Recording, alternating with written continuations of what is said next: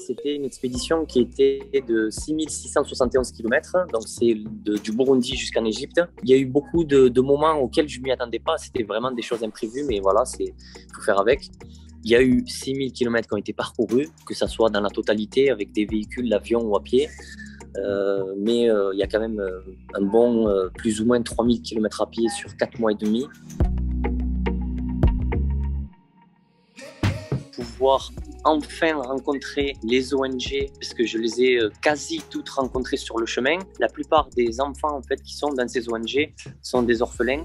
La plupart des femmes qui sont dans ces ONG aussi, aidées par ces ONG, sont des femmes qui sont dites vulnérables. Et ça, pour moi, c'était un point vraiment important, d'où les médicaments et l'aspect financier, bien sûr, pour pouvoir les aider à avancer dans leur quotidien. L'argent a pu servir à plein de choses, la nourriture, l'eau potable, justement, l'électricité, l'éducation, ça aussi c'est super important. Tout ça, c'est vraiment les actions en fait, que les ONG font au quotidien et auxquelles j'ai pu aider avec grâce à tous mes sponsors, bien sûr. La première, c'est la rencontre assez lointaine, je dis assez lointaine parce que en franchissant la frontière ougandaise pour aller sur le Sud-Soudan, à moins de 10 km de la frontière, avec le guide, on a rencontré des terroristes qui étaient armés et qui sévissaient en fait sur la route principale, la seule route principale qu'il y avait sur Djouba, et qui était là en fait uniquement pour voler l'argent, attaquer les gens, kidnapper, voilà, ce genre de choses. Comme c'était une route qui était en zigzag, ils ne nous ont pas vus en premier, mais ça a créé un tel chaos qu'il y a eu un carambolage de beaucoup de voitures, des gens qui étaient blessés, des gens qui sont morts malheureusement sous nos yeux. Et à un moment donné, on a dû partir vite parce que justement, ils se dirigeaient vers nous et que j'étais le seul étranger. J'étais une cible potentielle.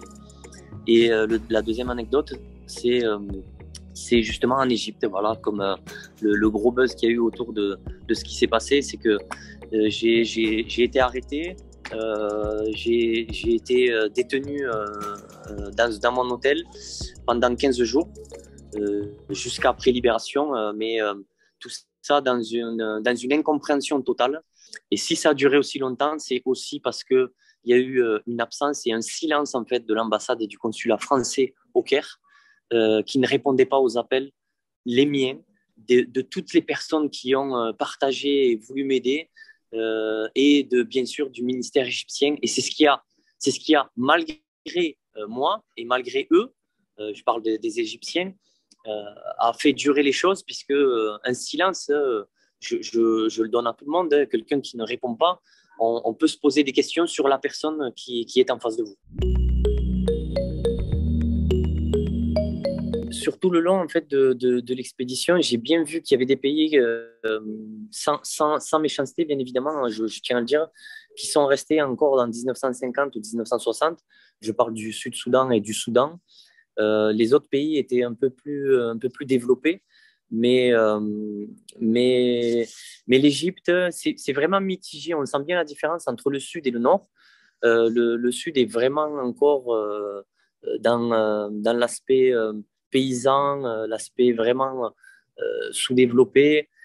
C'est un mélange de sous-développé et de développé, puisqu'ils ont quand même des téléphones portables, mais malgré ça, ils se déplacent quand même en charrue avec des ânes. Donc ça reste magnifique quand même à voir et à partager. Encore une fois, voilà, quand on discute avec des gens, on voit bien qu'ils ont la technologie d'aujourd'hui, sauf que le pays en lui-même est retardé comparé bien sûr aux Occidentaux ou aux personnes qui sont dans le monde en général.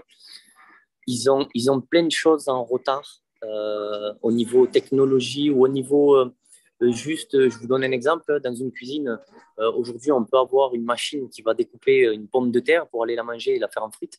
Ils n'ont pas ce genre de choses en fait. C'est pas encore arrivé dans leur pays. Donc c'est à ce niveau-là.